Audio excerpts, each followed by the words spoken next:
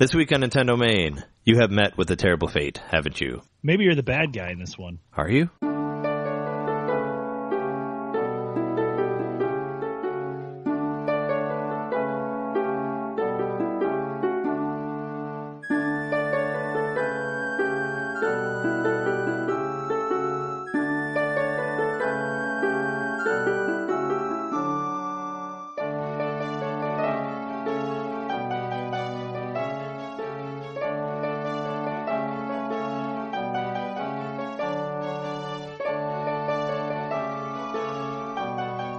Welcome to Nintendomain, episode 58. We are your hosts. I'm Trey Johnson. I'm Jeremy Mikowski. And we have a special guest this week. Hi, I'm Max. Hi, Max. What's up, Max? How you doing? Are you related to the director, David Cronenberg? He was actually adopted into the name. You were adopted into the name, or he was? He was. Oh, interesting. This is something I looked into, of course, because why wouldn't I? So David Cronenberg is actually not an original Cronenberg? That's my understanding, and now that I'm saying that out loud, I feel like I have to actually go on like Wikipedia and check this. Oh. I mean, a lot of people in the biz change their names, so it wouldn't really surprise me. But I've never really looked into it. I was just, you don't meet a whole lot of people with the last name Cronenberg, so I had to ask. Right. Oh, no, apparently Milton Cronenberg is his father. Oh, well, there you go. Milton. That is the second thing Do you know Milton? I've learned in like 24 hours that I was told for a long, long time by my parents that I found out was very wrong. You having a Santa Claus moment over there? I am. I'm kind of freaking out. He's not real. David Cronenberg's not real. Oh, wait, no. Santa Claus. Pretty much exclusively, I think. Max is a good friend of mine. Probably when I think of Majora's Mask, I think of him as probably being the biggest fan that I've personally met. Nice. I don't know if that's true, but at least that's just how I feel when I think of Majora's Mask. Yeah, you haven't beaten the 3DS version yet? Or are you playing it again? I'm replaying it. Oh, okay. I think I was thinking about this the other day. I have owned this on every iteration of Nintendo that you could buy it on. Yeah, I did too. Except I ended up selling the Zelda disc that had it on there, just because I needed money at the time. Oh yeah, that GameCube one. Yeah, the Cube one that you got. I think I got it from like a certain amount of Nintendo Club points. Probably you could either do that or you could get it through Nintendo Power. I think that's how I got it. It was a pre-order for Wind Waker, actually. No, that was the pre-order for Wind Waker was Master Quest. Yeah, and then that one had it didn't have Ocarina Master Quest. It didn't have Majora's Mask. Did it happen? Though. Oh, that one was later. That was the gold. That was the one that had the gold front. That had the NES Legend of Zelda and the NES Adventure of Link. That was later. That was a Nintendo Power / game Nintendo Club thing. It was like the same game, and then they added 2 other things to it. Yeah, or 3 other things. Well, they added 3 other things. Yeah, but it was a separate disc. The pre-sale was Ocarina of Time and Ocarina of Time Master Quest. Yeah, that's right. Yeah, I do not own that anymore, unfortunately. I do. Well, I have the one. I have the 2-game one, but I don't have the multi-game one. Yeah, I don't have either of them. I think I sold both of them for Twilight Princess, probably for the Twilight Princess Wii, because I was broke at that time and wanted to get the game. But yeah, so what if aside from Majora's Mask, what have you been playing this week, Max or Jeremy, or either one?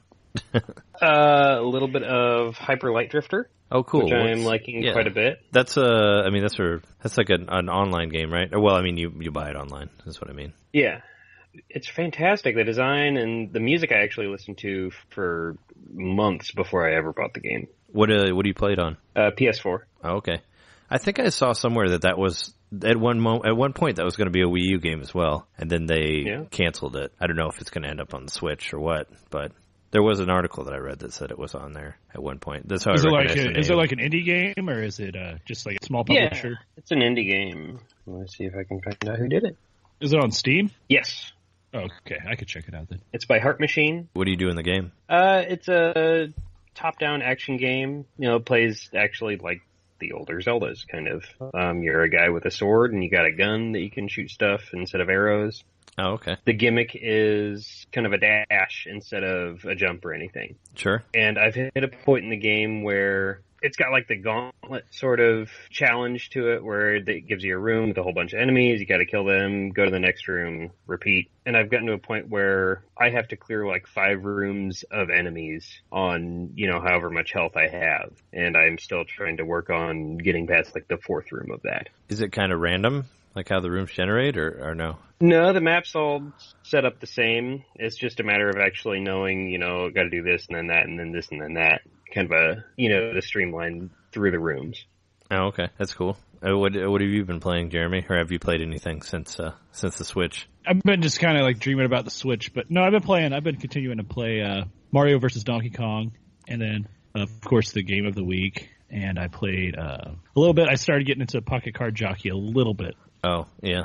That game's fun. You're still only playing it a little bit, though? It hasn't been to where you've done like 4 races in a row? Yeah. I also just recently beat Firewatch on PC, which was pretty fun.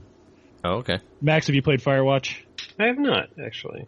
It's pretty cool. It's you can beat it in a day, and it was on sale for $10 last week on Steam. I don't know if it's gone back up in price, but it's a cool game to check out if you can get it cheap.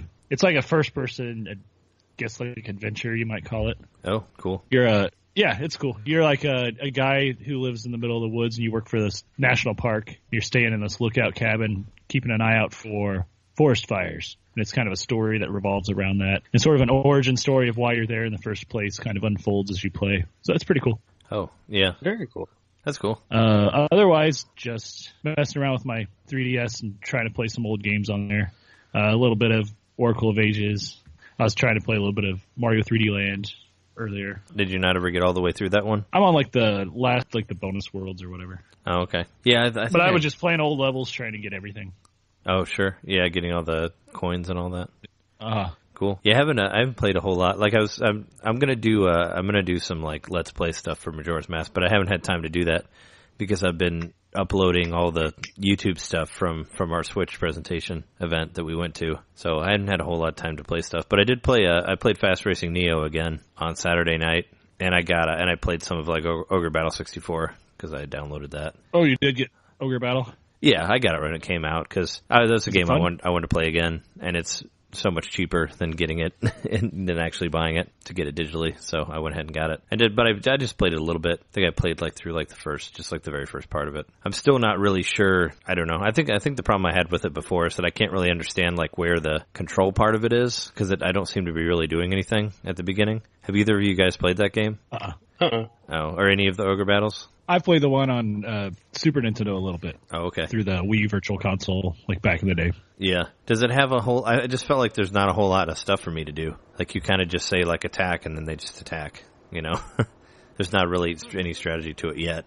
So, but maybe it builds on it as it goes. I'm sure. I think that's why I had a hard time getting into it because I wasn't really sure like there wasn't a whole lot of control or like what it's, what you're doing to progress. But I'll play it some more times and try to get into it. Yeah, but I played Fast Racing Neo. It feels a lot like Fast Racing RMX or Fast RMX. But it doesn't look as good, I bet. It looks the same. It looks exactly the same. I mean, it looks like the exact same game. And there was actually some DLC that I didn't know, so I'm sure Fast RMX has the DLC on there. But I'm tempted to just get it and just play it on the Wii U, since I don't know. I'm surprised that's not a launch day thing for the Switch. Are you planning on getting a Switch, Max? I haven't asked you yet. Your interest in the new system. I've got it actually being delivered to my job because I'm going to be at work that day. Oh, on the 3rd? On Friday? Yeah. I'm going to be there all day, so I'm going to have it delivered and not going to tell my boss that it is arriving there. Is it getting I'm sure it's getting delivered with Zelda, right? Yes. I got the system through GameStop and then Zelda in a case and the player's guide for Zelda all through Amazon. Cool. Nice. Yeah, you can't get the Switch. You can't get the Switch Zelda on Amazon anymore. It's sold out. I checked it out today. Oh, really? Yeah, the Wii one's still up. The Wii U one is still up. Sure. But the Switch version is not. Yeah, I actually switched my Zelda Wii U version to a different Best Buy in hopes to be able to get it at midnight on Thursday. So I was actually able to do that a lot easier than I thought. I wonder if I can do that with my actual console. I'm scared, though. Oh, I'm sure it's a lot more difficult for the actual Switch console. Yeah. But for the I would love it to be for the Wii U game. I'd love to be able to get it at midnight the night before, but I also like it being shipped to my house knowing I'm getting it that day. Sure. Without having to drive anywhere. See, but that I have always, to work that night, so that kind of sucks. Yeah, that always scares me too, though. Like, I was always afraid to get a pre-order to have it sent to your house, like, on the day, because I'm always afraid it's not going to get there on time. Even though apparently people get it a lot earlier, right? Seems to be. People normally get it earlier than later. It never happened with me. Well, I've never done a hardware. I guess I've never gotten a hardware release on first day, but the only other time I've done this with online was the Star Fox Zero.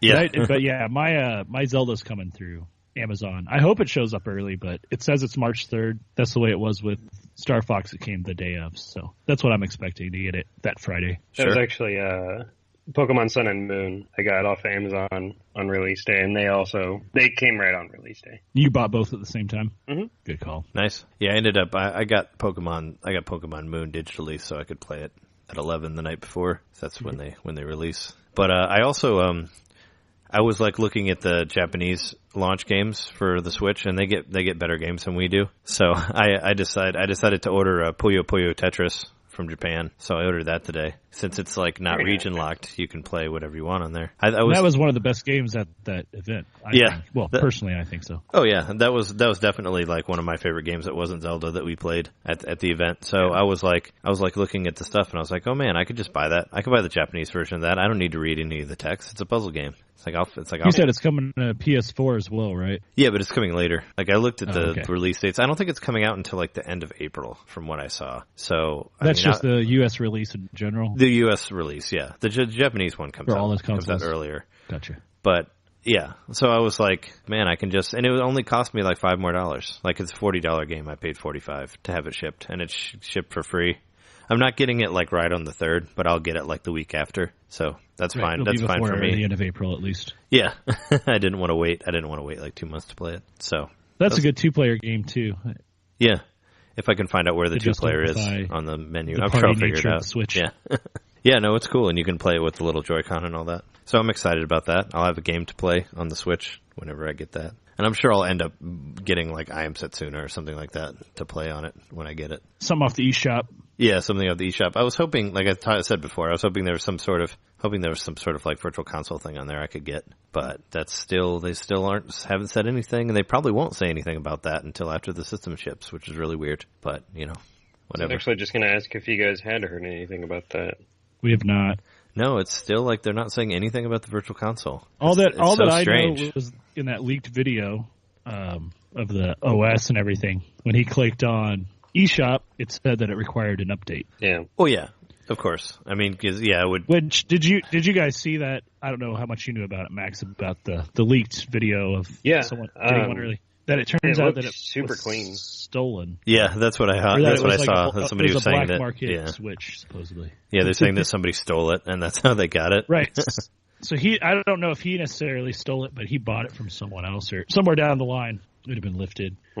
I didn't read the whole article, but Nintendo wasn't happy about it. I mean, that's not surprising, but because they've got very specific embargoes on. I think it's the 23rd when people can start talking about Zelda, I think it is. And then, I don't know. They've got very, specific... people have started getting their... Oh, the reviews, right? You can't do anything with them. Yeah, I saw that. Yeah, somebody posted that on the NVC group, saying, that, they can post the review at a certain time, something like that. I guess people are getting review Switches now, though, so that's cool. Man, I don't want to read any of that shit before I get the game. Yeah. No spoilers or anything. You might have to stay off of the internet for like a week. Internet lately, actually, because of that. Yeah, you might have to just stay off the internet for a week if you can, in anticipation of Zelda.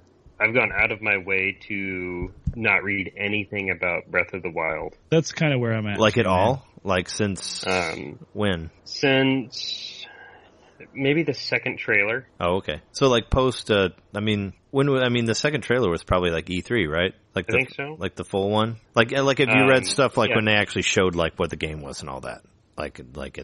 Did you stop reading there, or did you read any of that? I watched that trailer and then I have read nothing about it. Oh, okay. Well, that's good. Well, we'll try not to talk a whole lot about it then, to not spoil it for you. That's cool though. I mean, that's it's good that you have that sort of control. Like I hear, friends of mine are like, "Oh, I don't watch trailers and stuff like that for movies," and I just It'd be cool to not do that, but I would have a hard time controlling myself most of the time when something Max, new comes did out, you watch any of the gameplay stuff that people posted, even around that same time? Like, because it was at E3, they had a whole day devoted to that game where people were playing it and recording it and stuff. No, Did you just watch the trailer? Didn't watch that. Just watch the trailer. Okay. All right. Well, then we have a good idea of what not to talk about.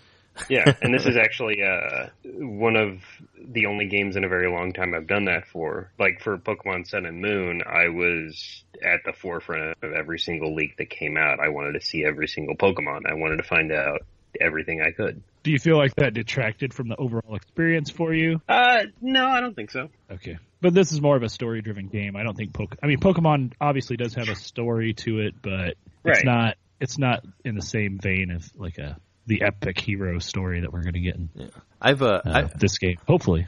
I've stopped watching, like sometimes like IGN will post like, hey, like first 20 minutes of the game or like first 15 minutes of the game or whatever. I've stopped watching stuff like that because it's like once I decide I'm going to get a game, I don't like to like overdo it, I guess, on watching it. Like when the E3 stuff came out with the gameplay and all that of Zelda, I just didn't know anything about the game, so I was like super intrigued on it. And plus, I watch it so we can talk about it on here as well. But yeah, I'm kind of now I understand. Yeah, now it's kind of the point where you just don't want to see anything more because it's like, what more can you show? Now that it's out, I don't know. Yeah. But I still don't seem to. I don't think I really know like where the story's going or anything like that. I don't feel like I'm really spoiled at all. No, and when we from played what it we've for seen, 20 minutes, like. Oh yeah, we didn't find. I don't feel like that. We didn't find anything though for 20 minutes. I mean, that's like such a small amount of time that it's like. I feel like both of us were like barreling at that location, like thinking that would, we were going to find something out, but we didn't make it there fast enough. Yeah, but it was. Yeah, I felt like we. Yeah, it's just like we talked about it last week in our last episode. But like, some games like aren't even started by 20 minutes. You haven't even played yet. It's still like most RPGs would still be telling its backstory or whatever the origin story is and all that. Yeah, and you lose part of the experience if you skip those scenes and stuff. Like the backstory is usually important in those cases. Oh sure. Yeah, there was a new trailer. There was a new trailer that was posted like a couple days ago, which showed some. We don't have to talk about it because I don't want to spoil any of it for you. But there's some interesting stuff on there that people are talking about. And do you mind if we talk about the rating? Because that's kind of a thing too. That's like a news thing. Oh yeah, absolutely. Yeah, because you do mind or you don't mind?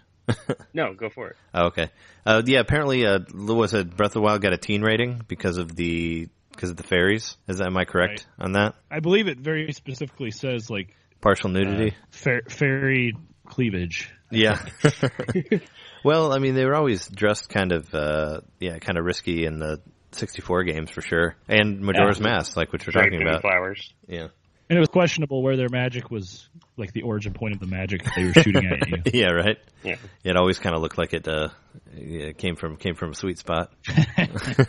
Yeah, I thought that was interesting. Yeah, they gave them a higher rating, like the first ever Zelda game that was rated teen. Right? It's crazy. Well, definitely like most of what we've experienced with all the marketing is then they're going for. I don't know. The target audience seems to be like teenagers and up.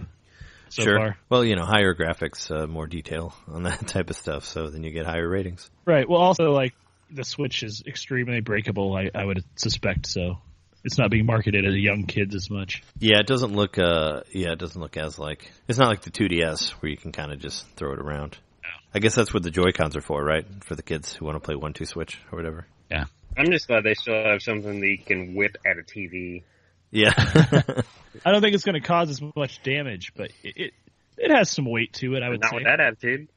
Right. It's got some weight to it. I'd say it might weigh about as much as a golf ball. Yeah. It was pretty small. You can smash a TV screen with the golf ball real nice.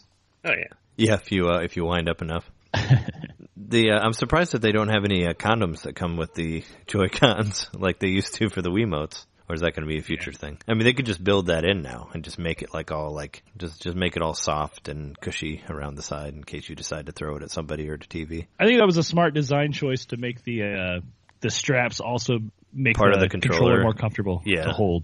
So now you have to wear them because I never, like on my Wii, I never used the straps. Like I took the straps off. No, me either. Except for I probably won't use the straps on this either. Yeah. I'll probably take them off if I can. Except there was a game in WarioWare Twisted or no, in WarioWare Smooth Moves, there was a game that you needed an arm strap for, because the game involved you dropping the controller. That was like how you won the game. So you dropped letting it dangle by the strap. Yeah, dropping it and letting it dangle by the strap, and it showed like a person like bungee jumping, like when you did that. So you did need it for that one game on WarioWare. Well, maybe they'll make all games have something in it, so you always use the strap. Yeah, like maybe Link will have a yo-yo or something. Yeah, that'd be funny. Well, maybe they'll finally make a Star Tropics game and have a yo-yo on that. That'd be great. It'd be about time. Yeah, I've been waiting for a sequel to that for, I don't know, 20 years.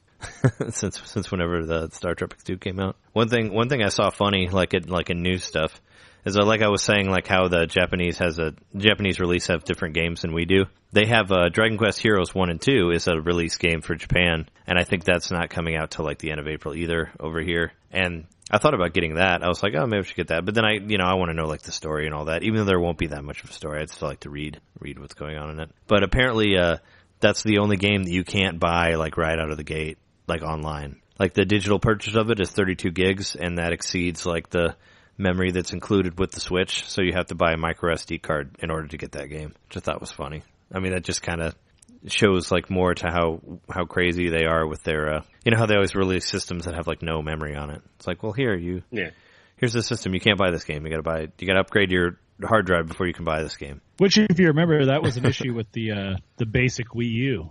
Yeah. How many gigs did that have? Wasn't it the 8 gig 16? Oh, 8. You're right. Wasn't it smaller than that? Yeah. It was 8, and then there was a 32 gig. Because you couldn't even, I think the 8 gig, you couldn't even buy 2 games for that. So it's like, yeah, it's dumb. And that was when they started and you couldn't fit, e-shopping like Smash everything. Brothers, that wouldn't fit on the original Wii U, the smaller version. Oh, sure, yeah. Well, you couldn't even play, you probably couldn't even play, like, the Xenoblade Chronicles X, with all the data patches that you had to get, like, to make it run smoothly. You couldn't get any of those, because that was, like, 17 gigs, I think. Apparently, I guess I heard that the Wii U one has a 3 gig install also. The Zelda game does. And I think the digital version of I saw like a thing that showed like all the gig size of all the different games, like if you buy them on the eShop digitally. And I think Breath of the Wild was like 17 gigs, something like that. I mean, even like Snipper Clips is like a gig and a half, and that's like the smallest. I do wonder how long Snipper Clips is going to be. Like if it's going to be a significant game, or it's going to be kind of short, but they're going to release more content, or if people are going to be allowed to make their own content. We don't know much about it. Yeah, I mean, I figured it'd be a fairly long game. It's just like, it's not like it's not like a graphical overhaul or anything like that. I figured there's maybe close to like 100 levels, maybe, or maybe more like 80 or something. I don't know. I figured a game like that, when there's like, you can solve the levels like within a few minutes, there'd be quite a few of them. But I don't know. It'd be interesting. And that's like end of March, right? For Snipper Clips. It's not a day one. I know that. No, but it's close to launch. And, speaking of day one stuff, The Binding of Isaac, that one got delayed also. That was supposed to be the day, and I think it's a couple weeks in now. Yeah, launch day is looking less and less appealing in the sense of how much software, but I also think personally I'm just going to be so caught up in Zelda. Well, yeah, I mean, that's the basic idea is like you have Zelda so you don't need anything else. But for people like me who are still buying Zelda in its original form, there's not really much for me to play on the Switch. But, we can always just play catch with the Joy-Cons or something in the meantime. while Puyo Puyo Tetris is in the mail. Man, get 1-2 Switch and milk some cows. Yeah. Yeah, if 1-2 Switch wasn't $50, then maybe. I saw some people saying like Bomberman too, actually. I'm not really a huge fan of Bomberman. No? There are more modes than what we played. I did see that. Oh no, yeah, of course. Yeah, there's much more modes, but I never really got into a Bomberman. Like I said before, I bought the Bomberman on GameCube, played it for a little bit, and ended up selling it. So there was never really a game that I was like, man, Bomberman. Like there was none of them that I really liked a whole lot. I know a lot of people. The one on Nintendo 64 that came out very early on in the 64's era. Yeah, I played that one. Like the one where you could customize your character and everything. Yeah, where you became the ghost, like after you got killed, and you could like hold people in place so they couldn't dodge the bombs. It was more of an adventure kind of game. Well, that was in the straight up Bomberman. That was in the 4-player mode. The one that I played, that was the first one that came out because I played it in high school. The Bomberman one. Yeah.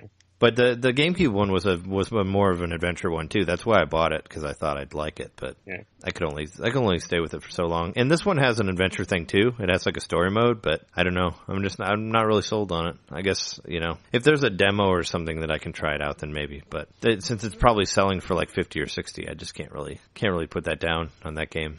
So I'd be willing to give Bomberman a chance if I see like the other modes are more interesting, because that mode was just, I don't know, we were playing against two computers, so that's another thing. If that was 4 people playing, it might be a little more exciting. Yeah, but you still can't do anything two AI opponents. other than lay bombs. Like there was no, I don't know, maybe I couldn't figure out how to do the upgrades, but it didn't seem like the upgrades really did anything that you would collect after you blew up the boxes or after you blew up the bricks in the mazes. They did, but you had to really clear out space. Like it was very densely packed with bricks you had to break to. Yeah. So I think given the situation we were in where we had a limited amount of time to play, it kind of wasn't conducive to like the fast-paced demo we kind of needed. I think the one-player mode would have been more fun to try out, or like if they have a puzzle mode or something like that. Yeah, we were kind of playing it, just waiting to play another thing. So it was kind of like, eh. I'm actually just seeing now. I didn't realize that Yooka-Laylee is also getting thrown over to Switch. Yeah, I was hoping that was a launch game. It was supposed to be on the Wii U originally, but they canceled it. Yeah. It still hasn't come out for any of the other systems, though, right? Like, I thought it was supposed to launch in February. I guess it got pushed back. I believe. Yeah. When? March? I think it's April. Yeah, in April now? It's April 20th. Oh, okay. That's what I saw last. Because last time I saw it, which was a while ago, it was like last time I checked, which was probably like 2 months ago, they'd said that it was going to release in February. So I thought it was going to come out before the Switch came out. But I'm sure they've probably altered the release date since then. April 11th is what Amazon says. Oh, okay. No, that's for the whole thing too. Yeah. Yeah, last time I checked was like in October or something like that. So I'm sure it was changed. Because I was like, because I was hoping. Just the only reason I remembered is because I was hoping to play it on the Wii before the Switch came out on the Wii U. Because that was when it was scheduled for launch on the Wii U, and then they canceled it. But then it got pushed back. So on the PC, if you pre-order it, you get like a little demo sort of thing. Like a beta test? But you do get to like play around a little bit with it. Oh, okay. Sort of figure out how it works. That was kind of a reward that they originally just offered through their Kickstarter as like one of the tiered rewards or something. But if you pre-order it, they still give you like some of the benefits. So I don't know if that'll be offered to us once the Switch is released or if that's going to be a PC only, the demo thing. Yeah, no, that'd be cool. Now I figured it was like some sort of beta test thing. It looks really good though. I mean, it's totally a blast from the past. It looks like, and the graphics are really fun and cartoony and really well polished. It looks like. Yeah. I was actually just watching a trailer for that about an hour ago. Yeah, I haven't watched a whole lot of that. I saw a couple videos, but it's enough that like I want to play it regardless. So I don't need to watch all the stuff about it. It's unashamedly like harkening back to Banjo-Kazooie and probably even Conquer to a certain extent. Oh sure, yeah, it looks cool. Like when I was looking through the videos that we did about this, like the first stuff we played on the Switch, I'm generally excited for stuff that's coming out on the Switch. It just seems to be. I wish it was coming out quicker. It's the thing. Like, because I was watching like the Splatoon 2 stuff and all that, and I'm excited about that game. I just wish that they weren't like. Feel like they're delaying everything where they have like one game every month, which I guess is better than having like 5 games in 1 month and then nothing in all the other months. But still, it'd be like if we recorded a bunch of podcasts and released them all at once. We just do like one a week. Then nobody would listen to them, or they'd listen less or something. Yeah, no, I understand. It just just when you get it's a little extra dev time for everybody to polish up the games before they're released. Sure. And when this is one I had no idea about. Apparently, there's an untitled Shin Megami Tensei game coming out. Yeah, that was on the presentation that they showed, which is good. I mean, I'm excited about that. I mean, there's a lot of Shin Megami Tensei games for the 3DS, so that's good. That there any, I just wanted what I wanted for the Switch is I want all the stuff that's made for the 3DS to come out on the Switch eventually. Like that type of quality. Especially like the turn-based RPG stuff that comes out for the 3DS would be nice to be able to play. When the Switch makes the 3DS obsolete, that'll happen. Yeah, whenever that happens, which might be a couple more years. Maybe. I mean, the 3DS had quite a long life already. Yeah, it's a great system though, and people are still. It's got a couple more model redesigns in it. Yeah, You think so? A couple like they need some new 3DS and new 3DSs. I mean, unless they want to make an XXL, I'm down. that could be cool. Double XL. We have to use your entire fist as a stylus. I'm cool with that. Yeah. It's like the iPad Pro or whatever, but it's 2 of those screens. Yeah, geez. Something just so inconvenient to carry around. Oh, right. Well, you're just going to use it at home anyway when you're on the toilet, so might as well have 2. Well, and then you can use your TVs. Yeah. It's so Yeah, big. they could have games. It could be a pressure-sensitive screen. Yeah. Yeah, They could tell you how much you weigh and all that stuff. They can make it so big that it needs a stand. You can't hold it. And since you're going to have it in the bathroom anyway, you can weigh yourself before and after you poop, so you can monitor your feces. And see, that's a 3DS fitness app right there. I think so. Wellness for sure. And, people love that kind of thing. And who hasn't dreamed of knowing the total amount of pounds of poop they make in a year? Right. Can it Right keep now, track there's of not that? a very clean way of determining that. Yeah. I mean, I've tried Google Sheets, keeping track of it. It's just I lose track. It does, man. Yeah. But poop aside, isn't the 4DS that helps you know how much you poop in a year? Get it? Do you know The PUS. I don't like that. I was going to ask you, do you know when the Ever Oasis is coming out? Isn't that supposed to come out soon? For the 3DS? Oh yeah, what the fuck happened to that game? Yeah, they haven't said anything about it. We haven't heard about that since E3, have we? No. I thought that was a Q1 2017 number. I thought it was going to be out soon. Oh shit, are they going to port that to the Switch too? I don't know. I'm wondering. Yeah, it's been straight silence on that. I figured maybe the next Direct will tell us something about it. I mean, I thought it was supposed to. I figured it would come out before the Switch did because I thought it was supposed to come out around now, but I haven't seen a release date for it. I'm telling you, if they would have made it to where you could attach the controllers to the top and the bottom of the screen, so you could do landscape or portrait mode. Yeah. If it was in portrait mode, you could totally port DS games too. Oh, I see. Yeah, where you put the 2 screens together. That'd be a cool way to do it, actually. Yeah, if you could attach. Obviously, we saw it didn't have that. But what if there was another way of propping it up in a portrait mode and then using the detached controllers? I don't know. 3DS games. Maybe you there's still something. have to touch the screen. Maybe there's something you could put on the side that'll go that'll extend to the middle, so you can hold it in a vertical. Right. Yeah, in the vertical mode. I don't know. But do you guys want to take a quick break and then get into Majora, get into our terrible fate? Sounds good to me. All right, cool. Yeah, I'll be back.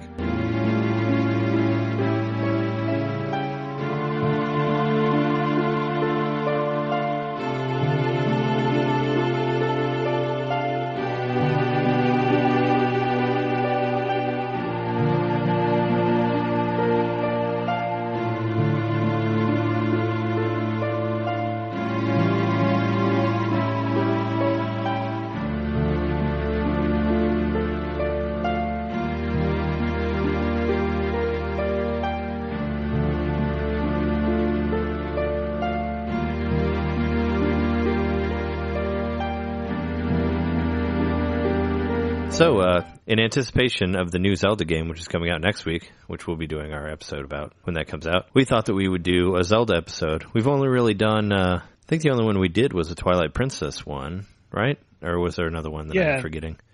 That's the only one we did because that was around the time of the release of the HD remake on Wii. Yeah, we did it for the HD release. But we haven't really done any of the other Zelda games. I mean, we talked a little bit about Majora's Mask during our Halloween episode, just because that game has some scary parts to it. But we thought we should do a Majora's Mask episode in anticipation for Breath of the Wild. The game's pretty much scary all the way through, I would say. Yeah. Majora's Mask is my personal favorite of all of them, so it's good to talk about it. What do you feel about it, Max? I was told that you were a big fan of the game. Yeah, I would say probably aside from Link to the Past, it is my favorite one. Oh, sure. How many times have you played through it? There was a period where I would make sure to play it at least once a year.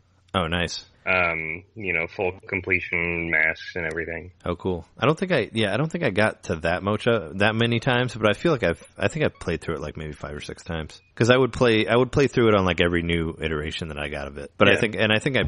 I know I played through it 2 times on the 64 one. So it was fairly, I went through it quite a few times. Have you, you've gone all the way through it, right, Jeremy? Yeah, I've only beaten it 100% the one time. It was on the Source hardware, but it was a long time ago. I mean, it's been 8 to 10 years probably since I played all the way through it.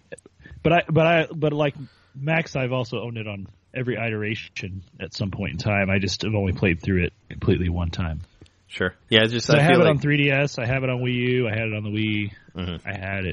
I've had it every other retro console style too. Yeah. Even though I didn't play through it on the Virtual Console because I remember I got it for the Wii after I had the Wii U, so I didn't really play it as much because of Wii mode and all that. So I think I played through the second dungeon. Did you play through it on the GameCube? Yeah, I played through it on the GameCube disc. Because supposedly that one suffered from frame rate issues. Oh, I mean, I think the original game kind of suffered from frame rate issues at times, so I didn't really notice it a whole lot. Even with all that extra RAM? Yeah, with the upgrade. That big old RAM pack. Yeah, with that red RAM pack. That's 3 whole extra megabytes right there. Do you have any stories about your first experience with Majora's Mask, Max? Like, did you get it when it came out? I do remember that I got it fairly quickly within it coming out. I don't know that I have any really good, fascinating stories about it. No? Did you No. Did you use guides to get through it, or did you figure any of this? I know, there's a lot of stuff in it that's kind of hard to get if you don't have guidance, especially when it comes to finding all of the masks and stuff like that. I do remember printing out a lot of TXT files from GameFAQs. Mm-hmm.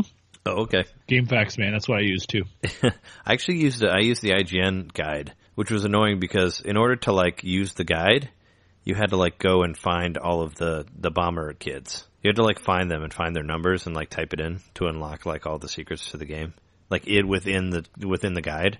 So if you closed your browser and went back, you had to do it again. So that was kind of annoying.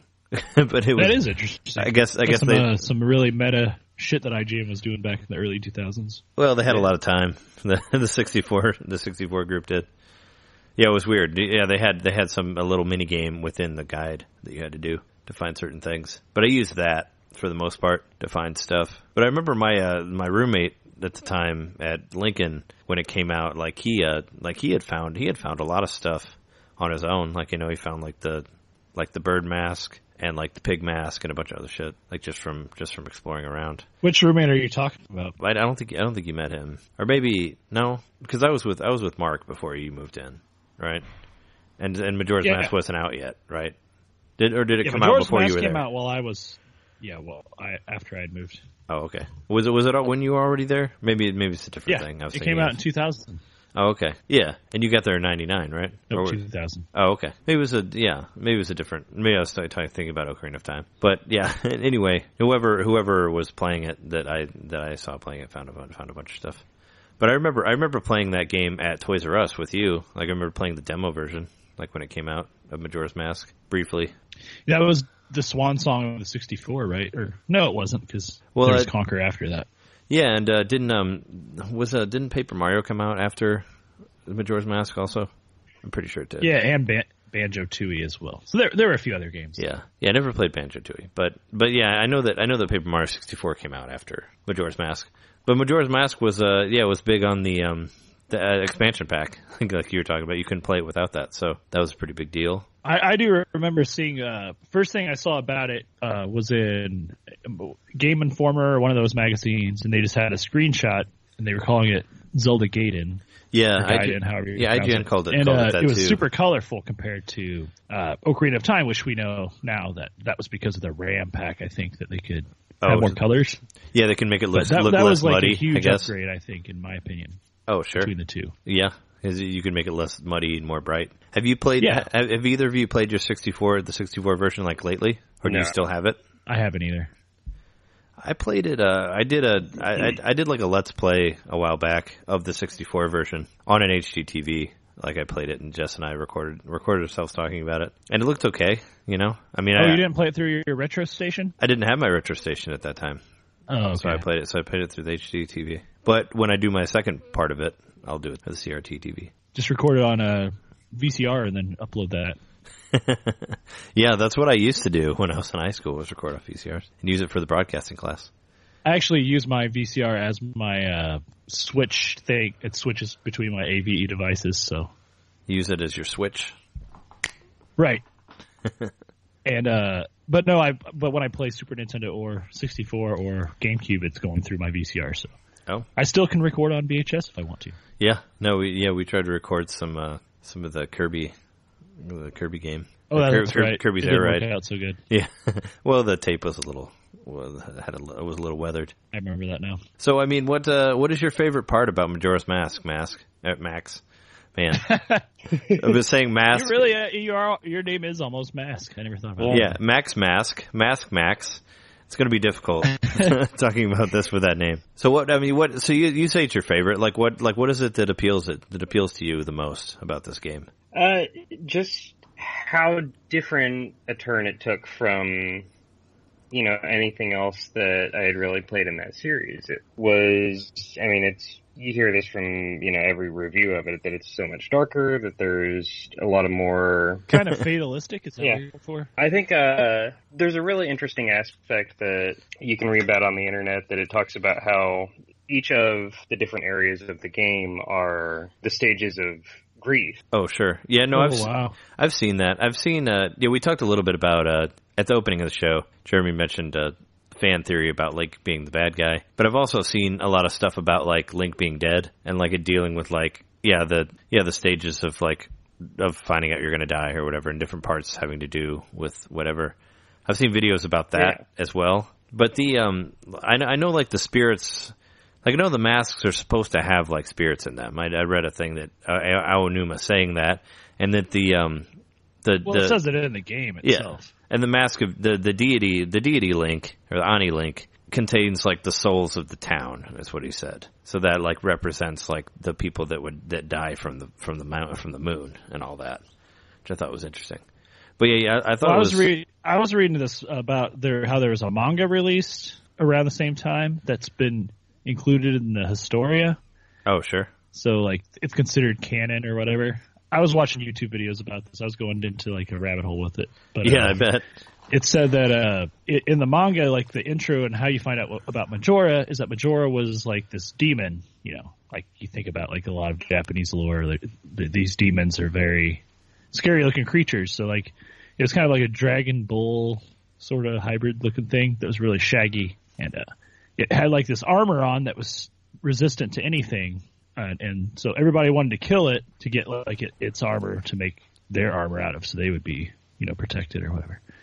So eventually this guy does defeat Majora. The way he does it is he plays an ocarina or a flute or something like that, and he plays some magical tune that causes Majora to dance, and he makes Majora dance for 3 straight days until it dies of exhaustion. And then instead of making armor out of him, he makes the mask. Oh, okay. Out of Majora's armor. Because according to the comic, which I haven't actually read, this is based on the videos that I watched, but... Well, sure. It's probably hard to get a hold of, too. Right, that he thought that by making a mask, for some reason, that was going to keep Majora from ever finding revenge or whatever, because it wasn't armor. Yeah, so he's concealed. So that's why, like mask. I said at the top of the show, like, are you the bad guy? Because there's fan theories that the Oni Link mask is actually that guy from the beginning that killed Majora originally. Oh, okay. And that his soul was in that mask, and since he never got to kill Majora completely the first time around, like he wanted to come back and finish the job. Interesting. No, I haven't. So seen you're that. kind of you're aiding him and killing off Majora when Majora was okay before, like he got mixed up with the Skull Kid. That's the fan theory, or also kind of based on the manga, I think. Yeah, well, I thought the Skull Kid was okay before he got the mask. Is what they make it look like. But he was kind of like a. Kind of a mischievous kind of fellow. He wasn't like a malicious, but he was mischievous. Well, he did steal the mask. I mean, he did steal the mask from the masked salesman.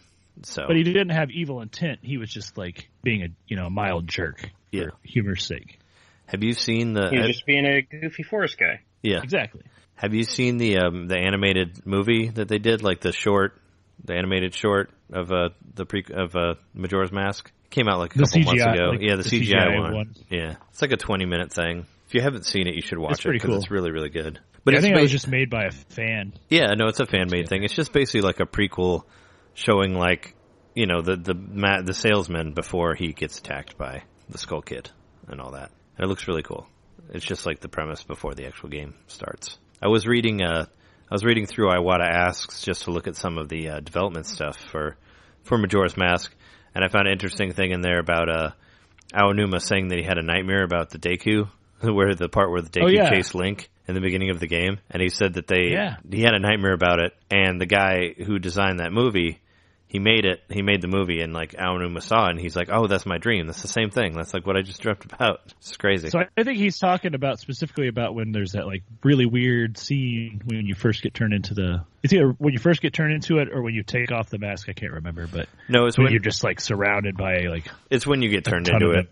Yeah, when you get. It's like right as you're getting changed into. Yeah. You get ambushed by him and he runs. When you take it off, he waves goodbye to him and they walk away. But yeah, the part where he gets chased by them is pretty epic. Like I like the cutscenes there a lot in that game, and there's a lot of really strange stuff. Aside from that, I mean that dream in itself is weird. But one of my favorite strange parts, which we should definitely talk about that, are different ones, is the part when the cows get abducted by UFOs at the ranch. That's like one of my favorite weird parts in the game. What about you guys? Yeah, that was really stressful. That took me a few tries to beat, I remember. The cow one? Yeah, maybe it's not now, but it seemed really intense at the time when I was playing it. Oh, sure. I mean, I always remembered it as being really intense, and then when I went back and played it again on 3DS several months ago, it was not nearly as bad. Well, I don't know if that's a difference between Virtual Console or original system and the 3DS remake. Well, yeah, you played were you using the 3DS the motion controls to do your aiming with your bow and arrow? No. Oh, well then I don't see it making it easier. Well, the 3DS remake, they did actually go, and they in a lot of ways they went out of their way to make the game easier and more approachable, is what they were trying to do with that. So I wouldn't have doubted at all if that part is easier on the 3DS than it was originally. Because in the same Iwata Asks, they were talking about that, like when they played through, like the guys who were remaking it, they played through the original game again, and they were trying to find which were the parts where they thought that you would never figure it out on your own. You know, like the stuff that was like way too out there. And they tried to figure out what didn't work and what didn't work, and they wanted to make it more approachable because for some people they had a hard time getting into the game. Like my current roommate, he never made it through Majora's Mask because he said it was really confusing. So they wanted to make it more approachable for people like that. And there are other people who want to play it that haven't been able to. So that's kind of what they're going for that. So I believe that it might be easier. When I beat it originally, I definitely used GameFAQs.com. I don't think I printed it out. I think I just had like a laptop at the time. But you have to. They don't really. It took a guide. Yeah, especially the longest side quest, the one where you get the couples mask. That was probably the most annoying thing to me. That was the one that I messed up. Like the part at the end with the conveyor belt, I probably fucked that up like 3 or 4 times. It's really truly a useless thing because it's just to get all the masks. You don't it doesn't benefit you to have the couples mask. Well, really. you get a heart piece from it. You do? Yeah. Because you're able to calm down the mayor, and when he's having an argument in his office, you wear the couple's mask, and it calms everybody down, and you get a heart piece, and they go their separate ways because they're trying to figure out what to do about the carnival and the moon and all that. So you settle that big argument that's going on for how many days. So it does do something, but that's all it does. It's just that it doesn't really do anything when you wear it. So a lot of the masks do just have a one-off sort of thing to them once you get them. Yeah, like the marching chicken mask and things like that. Yeah, I like that part though. What's what we were talking about before? What's so fatalistic about Majora's Mask is basically most of that game. I think 90% of the game is mostly you helping people deal with death in the town. You know, you're basically like that guy. You know, he's like, well, I wish I could see my chicks become adult chickens before I die, and that's what you do. And then he's happy about dying now, or he's okay with dying. Yeah. You know, you basically ease it. Like same sort of thing with the couple's mask. Like you help them get married because they want to be married before they die, you know. And same thing with having the couple's mask and helping end the argument there. Now everybody can go home and just wait to die, you know, but not have to fight while it's happening and all that. It's crazy, like how dark it is. I mean, I don't know if they're necessarily going for that, but I mean, when a moon's falling into your town, then I guess that's how it is. Well, something I thought was interesting in that Iwata Asks article was that they were talking about going back through the other games to get a feel for them before they started making the 3DS remake. And they said, when they played through Ocarina of Time again, on replaying it, it felt like hospitable. Like it was like what they call it, hospitality on the attack. So it's like most of the time you're playing the game, you're comfortable, you're safe, but occasionally like those safe places are not safe, or you have to like actually go out of your way to go somewhere to like be in danger all the time. But in Majora's Mask, like from the second you start that game, you're like on it. You're attacked. It's never like hospitable. Well, when you're in the town, it's pretty safe. Right. But even there, like you're the Deku and you're getting attacked by the dog. Yeah, that's one of my favorite things from that actually, is like how the dog would react to you differently depending on what mask you're wearing. Like I remember noticing that among my first playthrough. Like when you're the Deku, the dog will attack you. And when you're the Goron, the dog will run away from you. But if you're the Zora, the dog will like follow you. Like the dog loves you. Yeah. Like 'cause you're supposed to be like the ultimate beauty or whatever in the Zora mask. So I thought so think really about cool. it. You are on attack even when you're in the town because you have to solve that puzzle before you can even like get to the next part. So it's instantly coming at you with like complete this to challenges. To like progress in the game. Sure. Well, and even so far as the moment that you walk through that door, you've got a timer. Yep. Well, you have a That's timer established from the get-go. all the time. Yeah. The moment you walk through the moment you come through the door with the mask. Yeah, where you talk to the mask salesman and all that. Yeah. And I guess a lot of that stuff, from what I read, Aonuma, a lot of that came from because he thought that the mask salesman and the masks weren't developed enough, or they weren't utilized enough in Ocarina of Time. So they wanted to make it bigger for that one, which I think is cool. And the same thing in a lot of the dungeons. Like I felt they used the ice arrows a lot better in the water dungeon, because the ice arrows you don't really do anything with them in Ocarina of Time. You just get them at that one in that one puzzle, and then you don't use them for anything. So like stuff like that was better utilized, and you can tell because apparently in the development, Aonuma started making dungeons while he was making a Master Quest, like in secret, and then later showed him to Miyamoto and was like, "Hey, I want to make a game out of this," and he's like, "Make it in a year." Well, yeah, and then didn't he also say that he was talking to someone else and they were working on a game that had the 3-day cycle in it already? No, he was working. He's like, "Hey, will you help me out?" And the guy was like, "Well, yeah, but only if you will include this 3-day cycle." Yeah, no, he was talking to Yoshiki Koizumi. And he was working on a game that had the basically where you were in a smaller world and you would go through events over and over again. Was like what he was trying to do with that. And which I don't think we've mentioned yet, but this game was definitely. It seems like the influence of Groundhog Day, the movie, is in this game. Was Groundhog Day? I thought that was pre Majora's Mask. It was, but I'm saying like it was. Oh yeah, sure. That Majora's Mask was influenced by that. Well, they originally wanted to make it a week. Can you imagine doing that? Like, that was the original plan, was they were going to make it where you went through a whole week over and over again. And they said it just became way too complicated, so they broke it down to 3 days. Just, like, do it in three parts. Because they're like, there's no way you would remember where, like, every town's member was, like, on which day, It was just too long. A week was way too long, so they just broke it down to 3 days. Which I guess some people... if maybe they just, like, slowed the clock down. Maybe the clock moved faster when it was the whole week. Oh, yeah, maybe. But that was another thing that, like, I think intimidates a lot of people about the game, is that it has, like, like you were saying before, there's no, like, real rest to it, because it's like ticking, you only have a certain amount of time, so you can't really relax, like, in the dungeons or while you're exploring or whatever. Yeah.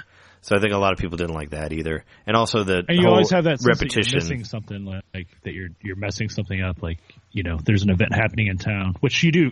Of course, you can't do everything all in one 3-day period. You have to keep resetting it. But there's still that sense of urgency, like, oh, something's happening over here that I could be doing, but I have to do this instead. Sure.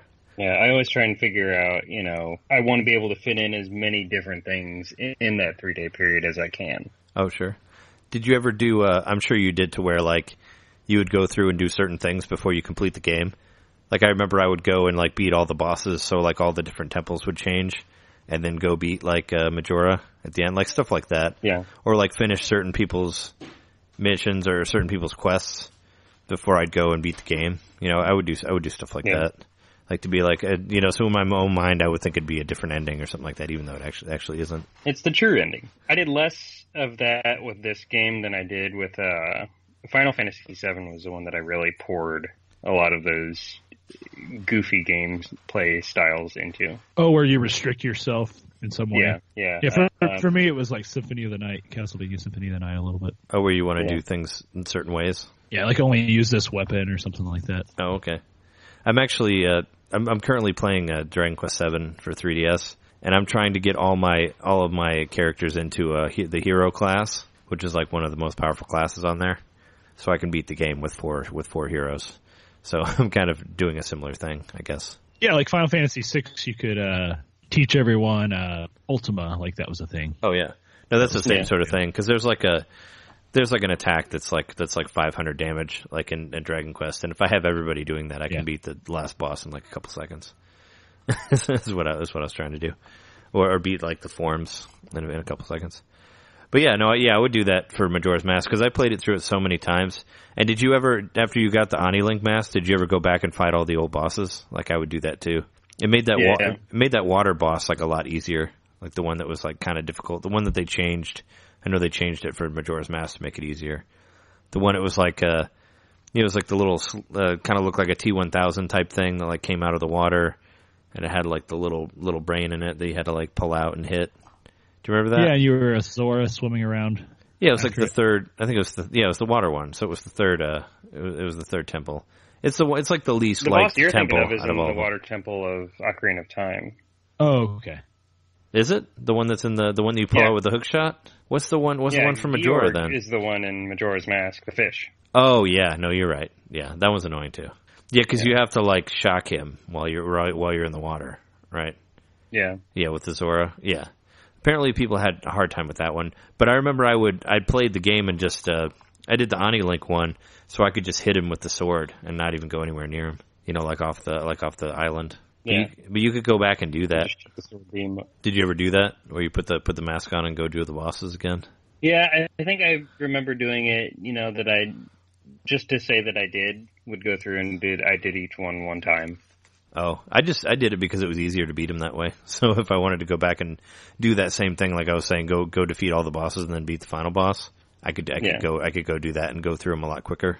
You know, it was pretty gratifying to fight them because you knew you had worked your ass off to get that Oni Link mask. Oh yeah, have you tried? Apparently, so it was like running through an old area in Castlevania, like I was just saying, where you like kill everything in one hit, like these big bad guys that used to cause you all this trouble. You can mow through them. Yeah, it's like getting the bazooka in Resident Evil 4. you can just shoot the troll with it and then it's done. Did you? I was gonna say, did you? Apparently, there's a glitch on the 3DS one where you can use the Ani Link mask to fish. Did you get that to work, or have you tried that? Either of you guys? No, I've not tried that yet. Yeah, you can use it. Apparently, you can use it in the fishing area, so you can walk around and go fishing in the full adult Link. Which I remember that being a big deal because a lot of people, you know, like after Ocarina of Time, everybody liked the adult Link, and they were kind of upset that he went back to his, to the kid Link for Majora's Mask. But then I thought that was a really cool payoff. At the end, you got this mask that made you into adult Link, like for the very end. Yeah. You know, if you got all the other masks. So I thought that was a cool thing. And then you finally got the, the stuff shooting out of your sword, which was neglected in Ocarina, and it was a big thing for A Link to the Past. So I felt like that was another big payoff. You know, something that we all kind of hoped for. Anybody who played the old Zelda games, which was, you couldn't do that for Ocarina or Majora, well, you can do it, of course, because it'd be hard to do in 3D, but it was nice to see them add that at the end. Yeah. And that was, the young Link was like probably one of my favorite characters to play as in Hyrule Warriors as well, because of that, because you could be, you could become adult. You could become the Ani Link and run around and shoot people and all that. It's pretty cool. But I didn't hear you guys' answer on the question because I got sidetracked. But about like what you thought was the weirdest part of Majora's Mask. Just so many of the one-off characters. The guy dancing on the mushroom that you get the mask from. Oh yeah. The toilet paper guy in the hotel. Oh, I love the toilet paper guy. Like he's like my favorite random dude. That's just the hand through the hole. Yeah, this is just a great moment. The beavers. Oh yeah, the beavers that are inexplicably like angry beavers wearing goggles. Yeah, yeah. Wasn't the toilet paper guy in one of the Game Boy games? He was in one of the oracles. Oh yeah, he wasn't like, I don't think he was asking for toilet paper specifically, but he was like, but the hand coming out of a seat. Yeah, I vaguely remember that.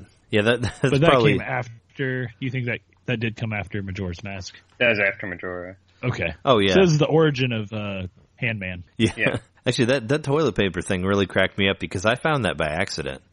Like I didn't find that in a guide or anything. I just kind of randomly, I had the piece of paper and this hand like came up and asked for it and I gave it to him, and I thought it was the funniest thing ever.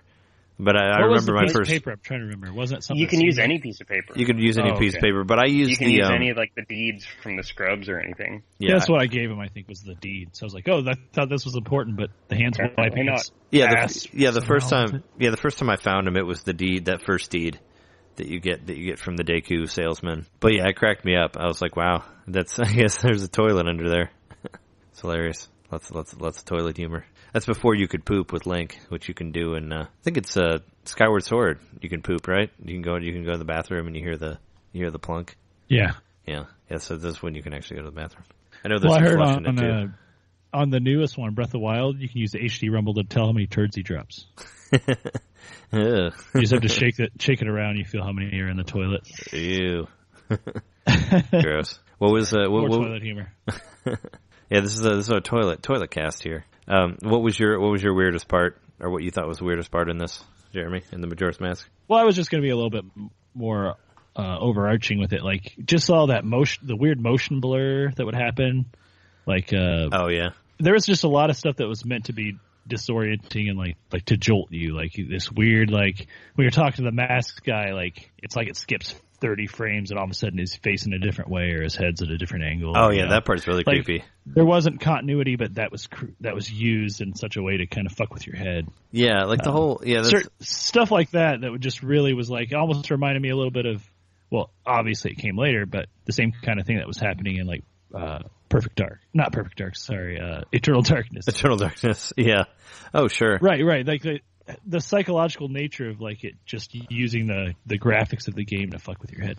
Oh yeah. Well, Termina is kind of like I think it's supposed to be sort of like a trippy place and all that, and it's probably what they were going for, which was part of why I always kind of thought that maybe Link was dead. I'm sure you've seen or heard rumors about that, or well, not rumors, like theories, fan theories that Link has died, and I always figured since he fell in the hole, maybe that was what he died when he fell in the hole, and this is. Well, I will say, I thought that the statue that Link makes of himself. I was just gonna say, it's fucking creepy. Yeah, it is creepy, and it also kind of supports the theory that he's dead because that means he's like his soul's being manifested through the mask or whatever. The only argument against that is that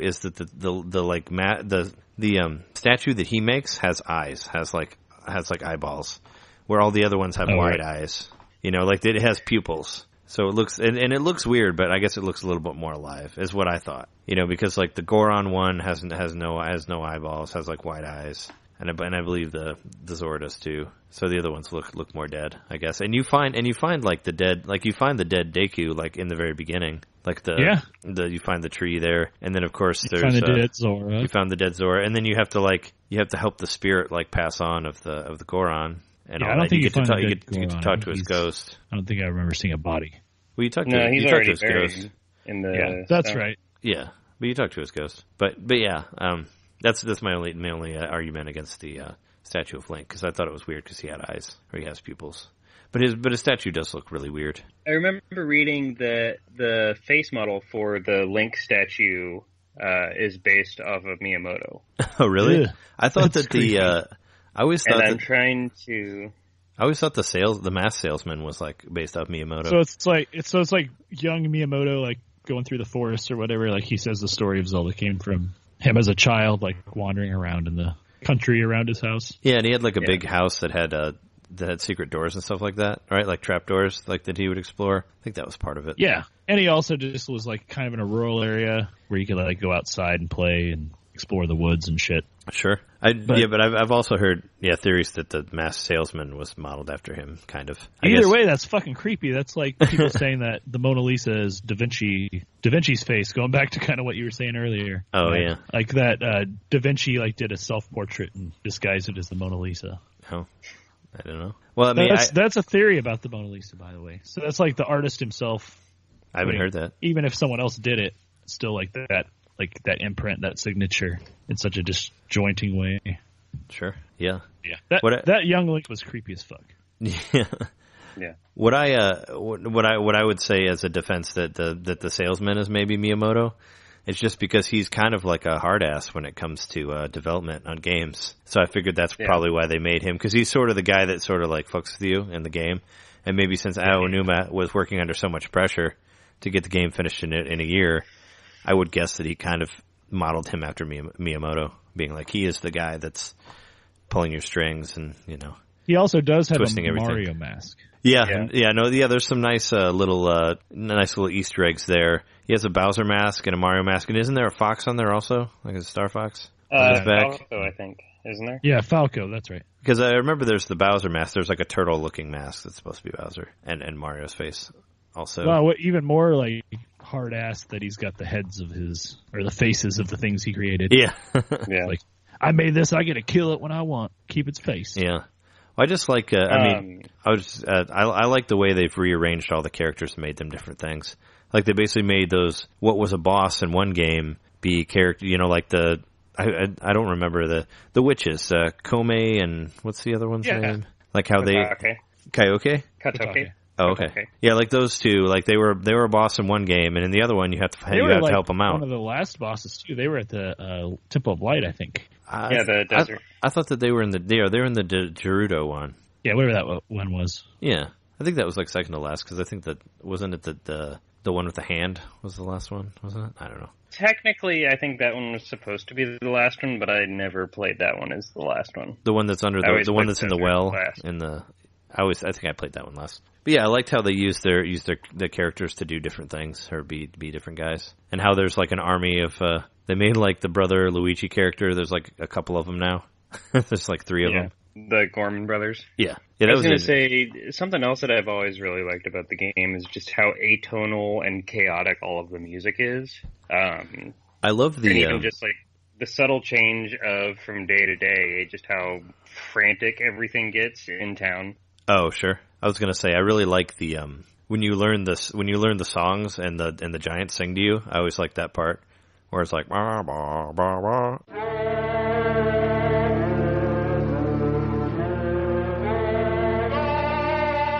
You know?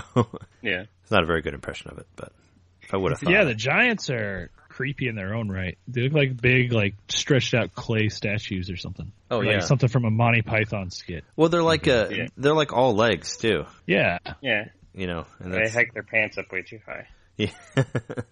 One of my favorite. And when they're walking and you have like a weird angle behind them, you can see their nose. It almost kind of looks like they're, junk hanging down. One of my favorite things from Super Smash Bros. Melee was the Majora's Mask level, because if you played it long enough, like the moon would fall down and then the giants would come up and push it back into the sky. I don't know if you noticed that on there, but that was really cool. That's their job. Yeah, but I like their job is to stop hanging out with the Skull Kid, and then later on push the moon up. Yeah. I also, what is the name of the desert area? It's escaping me, and I'm just on Majora's Mask. Yes. The actual name of it. Right before the dungeon, where you're climbing up the steps and everything, and using the Elegy of Emptiness and all of that. Yeah. That zone, once you flipped it upside down, the music in that area has always been one of my favorites. Yeah, that's a lot of people. Like just slightly reversed and kind of dreamy. Oh, sure. Yeah, a lot of people refer to that. Stone Tower? Yeah. Stone Tower. Or Iconic Canyon. Like the area... Oh, Iconic Canyon is where the... Canyon and like the entrance to the dungeon. Okay. There's like that column that you have to climb up all the blocks and all that. The one where you have to use all your statues to like rearrange everything? Yeah, that's the tower. Yeah, and then you get to the top, and then there's the dungeon where you have to flip a lot of things, which a lot of people consider that their favorite dungeon of the game. Yeah. Which I think it's really cool. I do too. Man, those like the Elegy of Emptiness or whatever it's called, where you're making all your avatars everywhere. That's just so creepy. Yeah. on the 3DS version, I made like all 3 of my statues behind me, like all the different ones, and then I pulled out the guitar with the Zora, and I said like Zora, Link, and the Elegy of Emptiness or something like that. I made up some sort of band name and like posted it to Miiverse. So I thought it looked cool. Like that totally sounds like the name of an AFI song. Elegy of Emptiness. Yeah. That would have been on one of their albums back around 2000. It was something, I said something like Zora, Link, and the Empty Souls or something like that. I made up like a band name for them. and I took a picture of it, put it on Miiverse. But yeah, those things were fun. Yeah, I did like the fact that if you really wanted to, if you put your mind to it, you can just play all those different instruments and try to make a song with them. Because you can switch, you don't just have the ocarina. You got some drums, and you got a. I think people have done that too, right? Like guitar. Because you can do different like notes like with the analog stick, and I think there's stuff on you can, like, on YouTube of people playing like Metallica and stuff like that, like with the different instruments. I do remember going back to GameFAQs. You could find lists of songs that you could play. Oh yeah, they had like the actual nice. And so I would just spend hours sitting there trying to actually play these songs and showing them to people who are just wholly uninterested.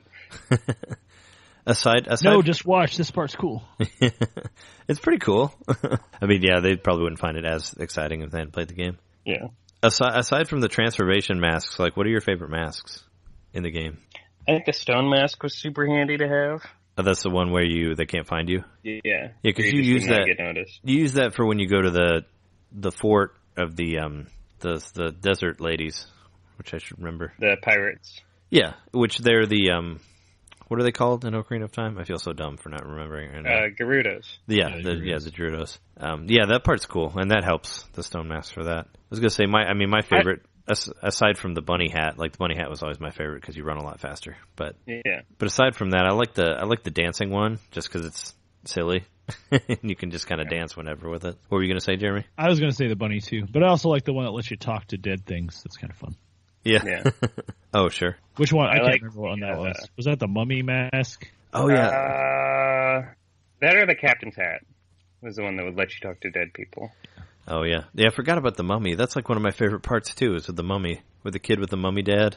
When you can, like, talk to the zombie things, whatever they're called. That's kind of funny. Oh, yeah, Gibdos. That house is super creepy because it's, like, very clear that this small child has just been living with this half mummy person. Yeah, and he's really weird looking. When you get in there, he's all like, he's crazy. He looks like some sort of claymation thing, like out of a Tim Burton movie. It's like Large Marge, sort of, the face, I remember being creeped out by that. Once you heal him, I remember that moment sticking out to me in the game because, like, it very clearly says to, like, almost you as the player, you should probably leave these two people alone. They need some time to themselves. Yeah. Oh yeah, after you get the mask from them, the mummy mask. Yeah. I like the Mask of Sense, the pig mask. Yeah, that one's funny. Yeah, because you just kind of sniff around whenever you get all pig like while you're wearing it. Because if you go to the hotel room where the circus people are, you can actually find a pair of boxers that's got a big stink pile coming off of it. Oh really? Oh wow, I never saw that. I didn't either. I'll have to look for that. That's a nice little Easter egg thing you could find. Yeah, never tried.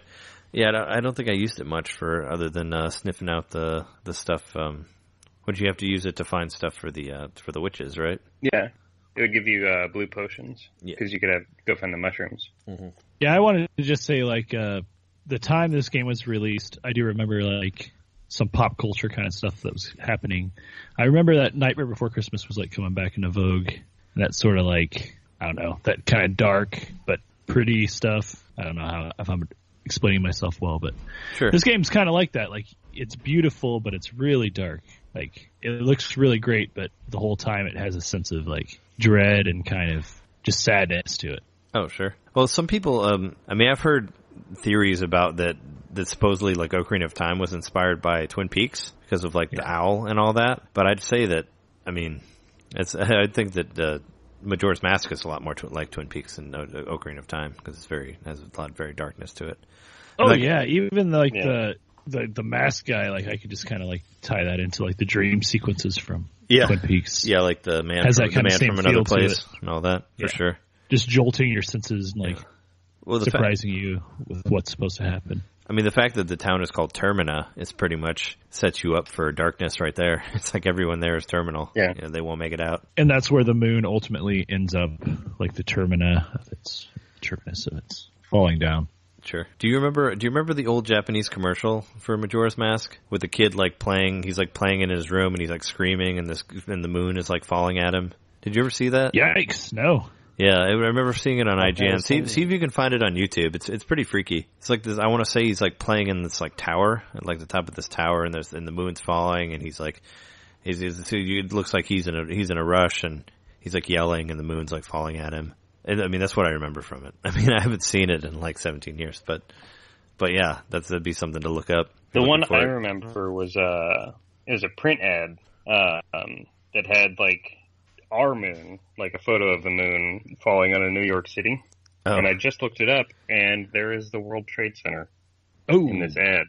Yeah, well, this was pre that. Yeah, I remember it. I mean, it was after Animal Crossing came out, but I always said like I wanted a game that was like a mixture of Animal Crossing and Zelda, you know, where you could like do stuff in town, and then you could go save the world if you got tired of stuff with town. And that's pretty much what Majora's Mask was like before. You know, before Animal Crossing came around, it was kind of like that, where you could, like, you know, get stick around. No, never mind. I'm thinking of Harvest Moon and Zelda. Yeah, but yeah, it's similar. No, Rune Factory, I never played it, but it was one of that I thought I might enjoy because of that. Yeah. And like we were talking before, I think Ever Oasis is going to be kind of like that, too. Well, and to complete, like, a lot of the quests to get the masks, you had to go into the external world and do shit. It wasn't just all in the town. Oh, sure. But I like that you could... I like the idea of establishing, like, you know, like a relationships with people in the town like you would in Animal Crossing, but also having the ability to go into a dungeon, you know, if you wanted to. Then the inevitable sadness of when you reset the clock and they don't know who you are anymore. Yeah. Yeah. Even though except for the guy who sells you magic beans. He does not he knows what's up. A free... well, and the... And the banker. The bank person. Yeah, the bank person. That's the sell me stuff with C person. That's because you have the special ink on your skin. Yeah. Yeah, where she does the mark where it's like, oh, yeah. Essentially an RFID chip. Yeah, that can go through different, it can start. Yeah, there's like so much stuff in that game that I want to make sure that we mention everything. I mean, it might be hard to. But yeah, like as the more we talk about it, I'm like, oh yeah, and there's this part, like the mummies and other stuff. Yeah, they did a lot with the small development cycle they had. I mean, this was a really good example of like, you know, greatness is created under pressure. Or whatever, however you want to phrase it. Oh, sure. The pressure of having to get all this done in such a short period of time, like, forced them to make a really, like, frantic-paced game, but it feels like there's so much to do that, like, even though it's so limited in its scope, 3 days, like, there's just a lot to do in that small period of time. Oh, this game is also I wanted to mention, this is also on what you were saying, this is also the game that had the most heart pieces out of any of them, because it had the smallest amount of dungeons. Yeah. You know, like what you were saying, like what I was thinking about when you were talking about it being compact, you know. It was just like cardinal direction dungeons, like one in each spot, pretty much. Yeah, there's only 4 dungeons, pretty much. I mean, there's like the end dungeon, but that's not really a full dungeon. Yeah, there's 4. You get a heart from that, a full heart piece, so that's only 4. So everything else is like pieces of heart. So it's it has the most pieces of heart to find in any of the games because there's so little amount of dungeons. Which is crazy. But I kind of like the smallness of it too, I guess. I mean, I remember when I first read about 4 dungeons, I was like, oh no, I'll beat it too quickly. But then I didn't realize about all the other stuff you had to do, which made it longer, you know, like all the town stuff and the masks.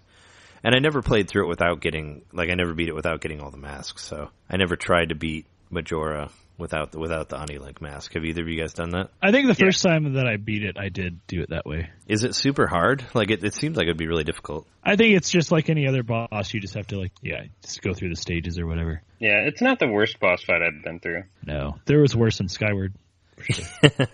Skyward.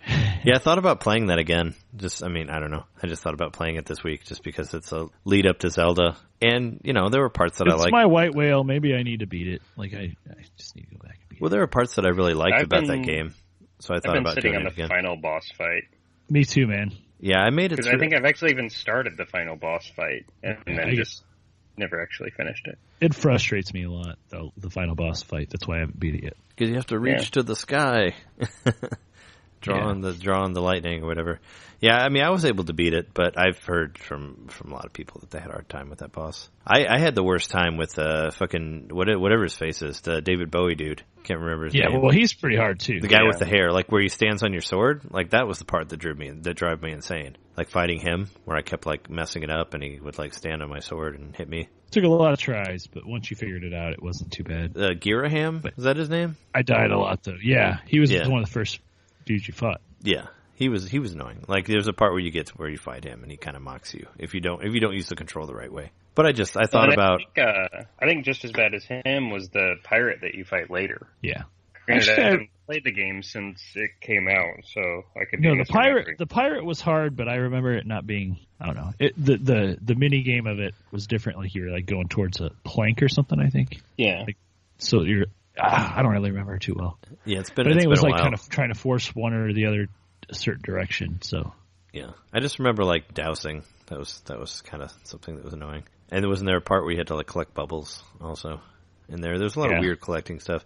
And as we said before, like the Twilight Princess thing, where you have to collect like Tears of Light. You have to do that again, sort of. Yeah. I hope there's no fucking Tears of Light in the wild. Yeah. In Skyward Sword, when the forest area floods and you have to go back and do a collection there, was worse than any of the Tears of Light to me. Oh, yeah. I think I know what you're talking about. That's where you have to like swim around, sort of, right? Yeah. Yeah, that's one of the things I remember that was annoying of collecting things. But just because it was the last like fully 3D Zelda, I kind of want to play a little bit of it again before the new one comes out. I have a discount on it because of the platinum coins or whatever. Yeah, there's discount on all Zelda games now, like through Club Nintendo. I can get it like for $13 or something like that on the Wii U.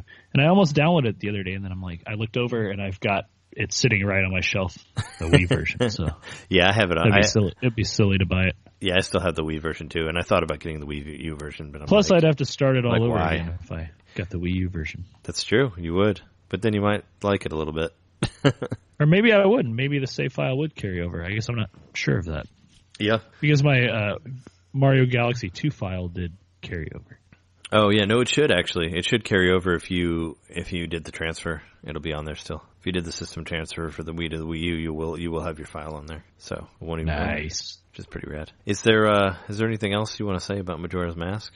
I mean, we could talk about it for hours, but I know, I don't want to go super long. Into, like fan theories and then all the like creepypasta stuff and all that. Creepypasta? The whole like the Ben drowned thing. The Ben drowning, yeah. Which I think is pretty interesting on its own. What is this? I don't think I know what it is. It's this whole thing about a haunted copy of the game, and this guy chronicling his experiences with what he discovers is a haunted version of the game.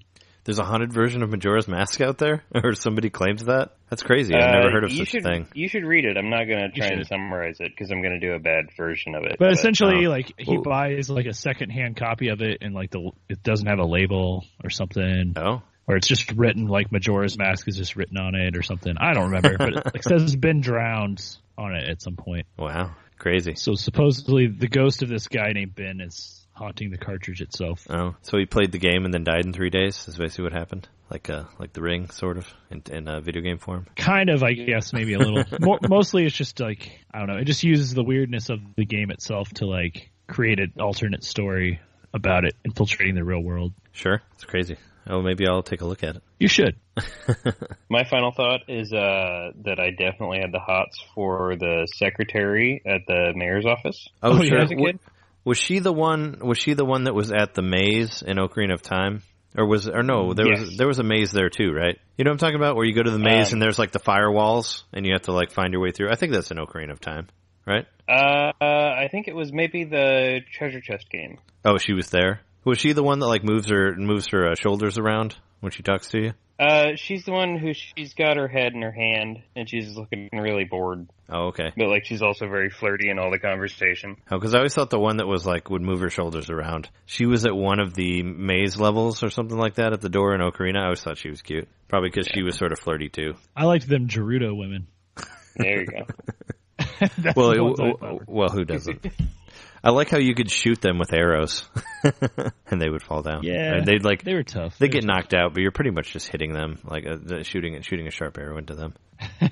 They're hardened by the desert. What about the Zora lady, the one that like lost her eggs? That's like part of the band and all that. She was kind of cute. Oh right.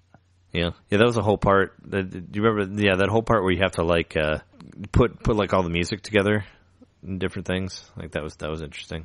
With the band where you have to go talk to him. I thought that part was cool. And there's like the sound check too that you have to do at the bar. I always liked the milk bar. That was pretty cool. Where you have the cow hat or the cow mask that'll get you in there. Just pretty much a hat. Yeah, man. The hat we had to wear at when we played 1-2 Switch. Yeah, the 1-2 Switch hat. This is inspired by the cow hat.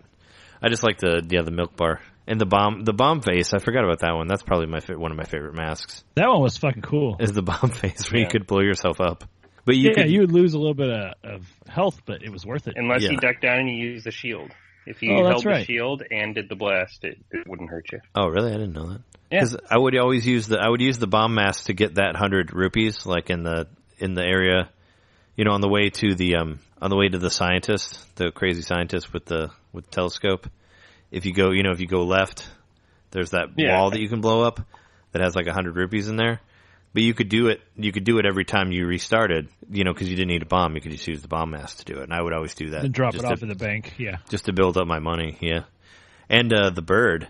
Remember the bird? The bird that'll steal your sword? The big guy? If you kill him, you get like 500 rupees from him, too. You get a ton of stuff. But if he steals your sword, you have to buy it later, which sucks. I'm sure you dealt with that before. That's from the Curiosity Shop, right? Yeah. It'll show up there later. Yeah. The sword will. We haven't really talked about the story at all, I guess, of Majora's Mask. We never really talked about like Tattle and Tail. Like how I always felt like they were sort of a response to Navi, where it's basically they talk to you just as a tone, and it's not like, hey, listen. Now it's just ding ding. I felt like that was them trying to fix what they annoyed people about in the other one. But at the same time, they were like, fuck you, double the fairies. Yeah. But they didn't talk to you. Like, they didn't actually speak. Right. But I like that idea of, like, they were the brothers that became friends with they made the main villain super sympathetic. Like, the Skull Kid was picked on, and they became friends, like, that one day that was raining. And there was a lot of, felt like it told the story really well. Like, there was a lot of, like, good cutscenes. The Skull Kid may not have really been a bad guy. No, he wasn't. He kind of just got involved in a mask that, fucked him over. But I like the separation of those two, of the little fairy brothers, and then they come back later.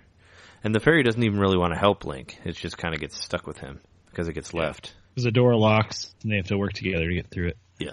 And like Epona getting stolen and all that, and Epona being younger. It's all different I like things. all the references to, hey, it seems like you've done this before. Yeah. Sure. Yeah, sequel humor, right? Yeah. One of my favorite parts of the game, I mean, this is a full spoiler, I'm sure people know that, is the very end, like when you go to the moon and it's like just that big open field with the tree and there's the kids with the masks playing by the tree. I always thought that part was like weird and great at the same time. That's actually the only time in the game where you kind of just feel like I can just hang out here for a little bit. I don't have to rush. Yeah, it's just one of those. It's just something like kind of you don't expect it to look like that at all. Like when you're going to the moon, you expect it to look like a moon, but no, it's just like a big open field with one tree there, and I like that moment a lot. Well, because the lead up to that is you getting sucked into the moon. Yeah, so you don't expect it to be but then it's like super like fast paced, and then you get there, and then it's just all calm and peaceful, and then there's the tree, and I love that part. It's really cool. You're pretty much just inside of the psyche of the Skull Kid. Yeah, like pretty much. Aspects of him are represented by the children on the moon. Yeah, it's just like all this different creative stuff. Hopefully we'll get to see. I hope they do some weird stuff in Breath of the Wild too, like that. Or they should do a similar thing where they use the same thing and make a sequel quicker. So we don't have to wait another 10 years for another Zelda. Or whatever is like something like Majora's Mask, maybe like the DLC Termina 2 or something. Oh, that'd be cool. Yeah, the $20 DLC. What we failed to mention last week about the DLC, which everybody seems to be talking about, is that you can wear a Switch shirt if you get the DLC, right. Which is like the dumbest thing ever. Yeah, we didn't know about it, but yeah, it's a special promotional T-shirt you can wear as Link. Well, it kind of reminded I remember seeing that. It reminded me of like when we were joking about there being advertisements for the Zelda Netflix show, like in the game. Do you remember we talked about that a couple episodes back? Uh-huh. It kind of reminded me of that, where it's like, well, now you can have advertisements for the Switch, like in the game. You can wear the Switch shirt, which Link would like never wear. It's like, okay, you didn't know that. If he had maybe really it changes color. I've like never seen him wear a T-shirt. I didn't think they existed in that world. Just unless they're like extra long and look like the green tunic, or they have like a giant lobster on them or something. It's just I don't know. Maybe he invented the T-shirt. Maybe that's part of it. Yeah, maybe. Well, is there anything else? Is there anything else you'd like to say about Majora's Mask? I think we're probably good to call it, unless there's something I'm missing. I don't know. I feel like there's so much to the game. There's got to be plenty we're missing, but Yeah. this game's got a lot to it. So Yeah. I'm good, man. Is there anything more you want to talk about it, Max? No, I think I'm good. Okay. Is there anything you'd like to promote? Is there do you have any like stuff online that we should look at or anything like that? Well, I do some goofy electronic music. My alias is Signal to Noise, and I just spend a lot of time playing around with synthesizers. Oh, cool. And, Are you on SoundCloud or Bandcamp? Yep, I'm on SoundCloud, soundcloud.com/S2NCU. Cool. S2N. And I'm also on Facebook. S2NCU. Mm-hmm. And is that a We 2 or a TO? Max may potentially be composing a song for us. Oh, nice. Mm-hmm. Cool. Well, Not for the show or anything, just for you guys. It's for us specifically. Yeah. It's just a song that's like, hey, you're great. Uh-huh. And that's actually for $5, I will do that for anybody you know. You can commission me, commission a song. To make a song. Sure. Mm-hmm. Is that And it's not something where I'm going to like just drop in their name into something I've already done. Mm-hmm. You know, this is from start to finish. You know, it is, I'm putting my whole heart into Mike. Is it just $5 at a time? Yeah. Just to clarify it, the single to noise, is that a 2, like as in the number 2, or is it spelled out 2-0 for what you're saying? The number 2. It's the number 2. Okay. I just want to make sure everybody knew for the SoundCloud. So it's S2NCU? Yeah. Correct. As in the number 2. I just sort of, because I thought like maybe it was a TO. Cool. Well, we'll definitely check that out. It's been our episode 58. Thank you for being a guest on our show, Max. Yeah, and thanks, man. Thanks for having me on. No problem, man. This is my inaugural podcast. Yeah, Oh. you get the last episode before the Switch comes out, so it's kind of special. It's the end of an era, right? In the beginning It's of the a end new of an one. era. It's it was too bad that this wasn't like 59, so 60 would What be should we Switch, mention? but- Did we mention Harvest Moon 64? I don't remember that. Oh no, we didn't. I don't think we did. That's what's coming to the eShop this Yeah. week. Probably by the time this is posted, Harvest Moon 64 will be out on the eShop. That's a cool game. That's a game that I actually wanted to get a while ago, but I ended up getting the Game Boy Advance version instead, which is similar, but I think is a little bit better. So I don't know if I'll pick Was it up it this Friends time. of Mineral Town or More Friends of Mineral Town that you got? The first one, Okay. because if More Friends is the female version, right, where you could be a girl. Yeah. Yeah, no, I got Friends in Middletown, but it does play a lot like the 64 one. Yeah. It just does. I actually got the GameCube version. Yeah, I mean, I had that one, but the 64 one was always my favorite one because you could I liked how you could upgrade your water thing to where you can like water the whole thing in one swipe, and I feel like I got into that one more than the other ones. But the Game Boy one is great actually. When I was I was actually looking to buy the 64 one when I was at the Midwest Gaming Classic, and Bob Mackey of Retronauts told me to get the Game Boy one on Wii U because it's similar and cheaper. And I took his advice and bought it and put a lot of hours into it. So it's totally cool. Thanks, Bob. Yeah. So I got advice from half of Retronauts, which is pretty cool. But yeah, I hope they. I guess they're. Do you think this will be their last 64 release on Wii U and they're just going to stop next week? Well, I mean, there might be one more, right? For the Switch, and then they just stop doing them. I'm wondering. There might be one final one the day before. Yeah, and that The one Switch is release. Mother 3. No. And then that'll be just the last virtual console ever, as far as we know. Yeah, As far as we know, really. that makes me sad because I You're really not wrong wanted to. there. I really wanted to play some virtual console stuff. Yeah, now all you get is one free NES or SNES game a month, unless you want to buy it. Yet to be announced. Yeah, whatever. Hopefully there's something at the beginning there, or maybe it's like so crazy that they just don't want to talk about it. I don't know, but we'll find out for sure next week. Next week will be our Switchcast, so stay tuned for that. Episode 59. You can find us on Nintendomain podcast.com. I've put up a bunch of videos of our Switch experience on YouTube, YouTube/Fingmater. So go watch those. I'm on @Ninten_domain on Twitter. If you want to see whatever. Basically, all it is me posting episodes. But we're on Facebook, Facebook/Nintendomain. So check that out. Or email us at nintendomainpodcast@gmail.com. And we guess we'll see you next week then. See ya. Love you guys. Aw.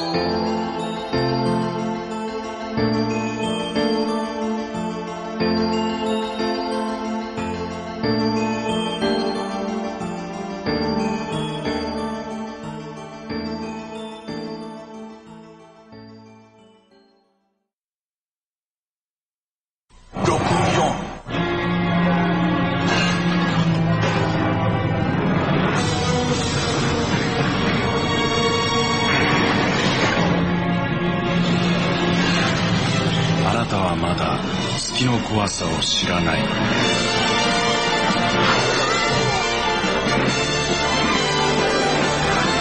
天堂64ゼルダの伝説ムジュラの仮面メモリー拡張パック付きも